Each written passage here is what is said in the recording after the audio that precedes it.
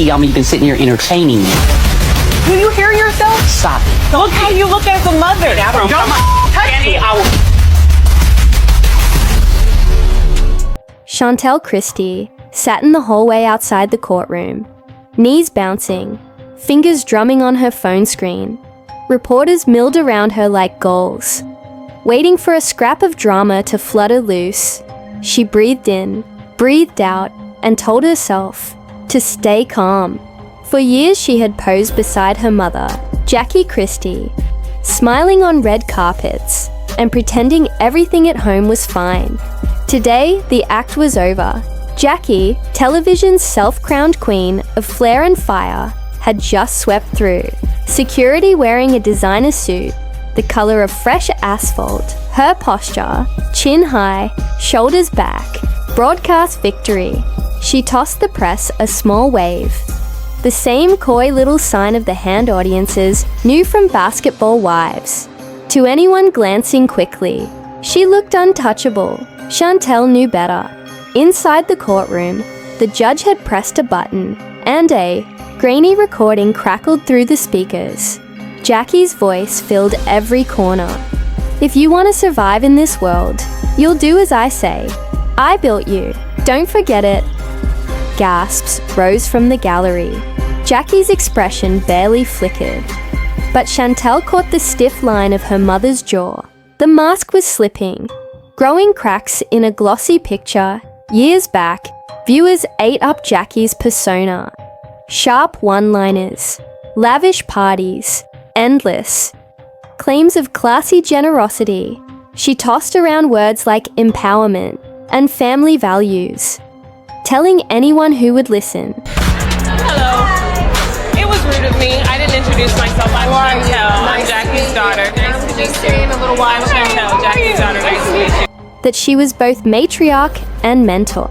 Meanwhile, Chantel learned not to contradict her mother in public, not to question wardrobe choices, not to mention bruised feelings. At first, Chantel tried to believe the show's storyline. Powerful mom grooming grateful daughter for success. Yet every year the pressure increased. Jackie dictated what Chantel should post on social media, who she could date, which friends were good for the brand. If Chantel pushed back, Jackie lowered the temperature in the room with an icy stare or a hissed threat. I made you, she would remind her, and I can unmake you. Even Doug Christie, Jackie's usually silent husband, kept to his script. Smile, nod, support mama. Fans called their marriage picture perfect. Privately, Chantel watched her father shrink into the background, unwilling to confront the storm at the center of their family. The moment everything turned, on a summer night 2 years ago, Jackie exploded when Chantel tried to skip a publicity dinner. The argument escalated fast. Words flew like knives. Something in Chantel snapped. She slipped her phone into recording mode, set it on the table, and let it capture everything. Accusations, insults, threats of ruined careers. Later, she listened back, shivering. Hearing the exchange laid bare on audio. You're not on my level. I'm a crackhead because I'm small and you try to get lipo every time you look like me. Okay, big ears. You're right. But you better keep your ass in that seat tramp. That's what you better do. You're right, Dumbo ears. Yeah, I got a lot of husbands about these ears, bitch. Get a husband. That 48-year-old been working, bitch. You Let me right. retire. Convinced her she was not exaggerating. She was living inside abuse. Over the next months, Chantel collected more evidence. Secret microphones during car rides, voice, memos from late-night phone calls. She didn't plan a lawsuit then. She only wanted proof for herself, in case she began doubting her memories. But rumors started trickling into blogs, unpaid loans, questionable charity ventures, hush money slips to former employees.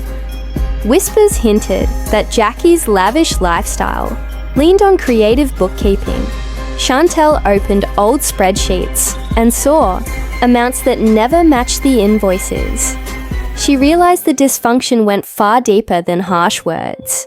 when a producer floated the idea of airing a family therapy episode. Chantel balked.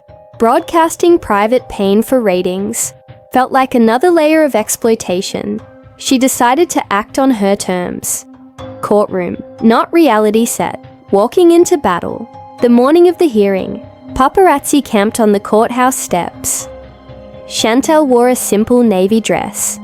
No jewelry, except a small silver locket her grandmother once gave her. Friends offered to walk with her, but she wanted to stand alone. That choice mattered.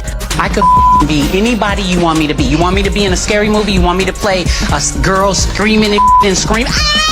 I can do all of that. I need to put on a gun belt. I want to go down the dark alleys. I want to jump over the fence. I want to hurt myself in these movies. You want to do your own stuff? I want to have sex in the movies, not real but I want to look like I am. Okay. Inside, Jackie's lawyers argued that any recordings were taken without consent, therefore inadmissible. Chantel's counsel countered that California's two-party laws didn't apply because some conversations happened in Nevada, a one-party state. The judge agreed to review the material privately first. As the first clip played for the court, Jackie rested impossibly still. Listeners heard her call Chantel ungrateful and replaceable. Next came a threat to cut off tuition, payments if Chantel refused to appear in a brand new spin-off Jackie was pitching. A third recording shifted to money.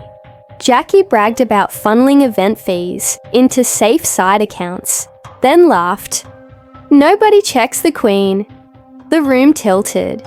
Reporters scribbled furious notes. A bailiff cleared his throat as if even he couldn't believe his ears. Online explosion. Within an hour, someone inside leaked a short clip onto social media. Hashtags flew. Jackie exposed. Chantel speaks. Basketball wives busted. Memes popped up showing a castle made of dollar bills collapsing under its own weight. One viral post wrote, "All hail the Queen," of shady receipts. Comment sections split. Some longtime fans refused to abandon Jackie, insisting every family fights. Others demanded networks drop her at once. A smaller but louder group expressed concern for Chantel's safety, urging her to file for a restraining order.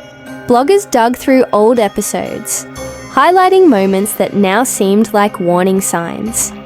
Jackie interrupting Chantel mid-sentence. Jackie boasting about private jets. Jackie dismissing crew members with a snap of her fingers. Scenes once edited, as glamorous now looked menacing. Beneath the glamour, finances in freefall, while gossip sites feasted on personal drama. Financial journalists noticed bigger smoke. Non-profits tied to Jackie hadn't filed public tax forms in years. A clothing line announced with fanfare in 2023 never shipped more than a handful of orders. Former accountants told reporters they left after discovering creative line items disguised as consulting fees. An anonymous tipster dropped a USB drive at a regional newspaper. Inside, spreadsheets showing transfers from company accounts to a string of offshore entities in Belize and the Caymans. The amounts weren't huge individually, but added together, they reached 7 figures. If the numbers proved genuine, they signaled possible money laundering. Soon the FBI's Financial Crimes Division confirmed they had opened an inquiry. Agents would not comment on details. Yet the fact alone detonated across cable news. Overnight, Jackie's image shifted from fiery reality star to suspected fraud mastermind. Father in the fog, Doug Christie, once praised for steadfast loyalty, issued a short statement. "My priority is the health of my family. I support a fair and thorough investigation." Viewers who adored the couple's yearly vow renewals felt betrayed.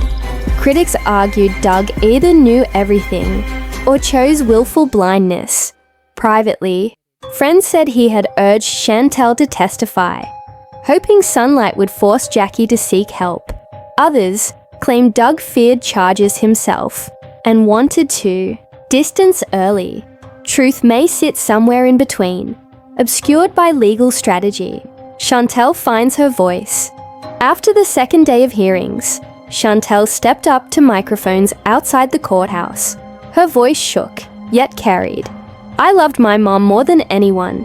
I still do," she began. "But love without boundaries is not healthy. I tried quiet talks. I tried family therapy. Nothing changed. So today, I share the truth in hopes we all, yes, all of us, finally heal." Reporters peppered her with questions. Did Jackie ever hit her? Was Doug complicit? How much money was missing?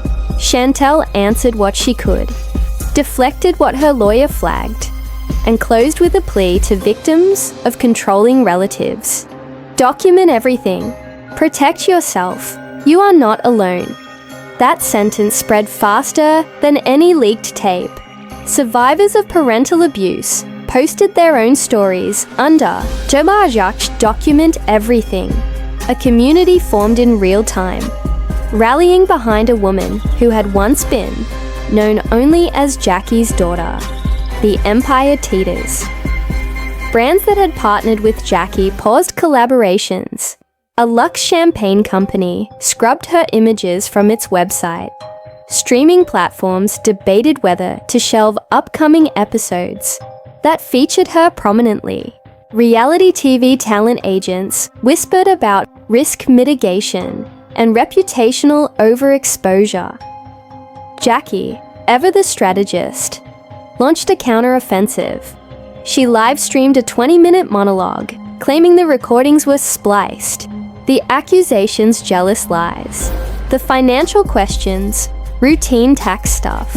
She quoted scripture about forgiveness, shed a single tear, and promised a tell-all book. Yet something fundamental had shifted. Viewers who once thrilled at her theatrics now saw calculation in every tilt of her head. Comments beneath the video skewed harsh. Stop gaslighting. Show the receipts. Apologize to your kid. Digging deeper. More voices emerge. Two former assistants told a magazine Jackie had required NDA signatures before they even filled out tax paperwork.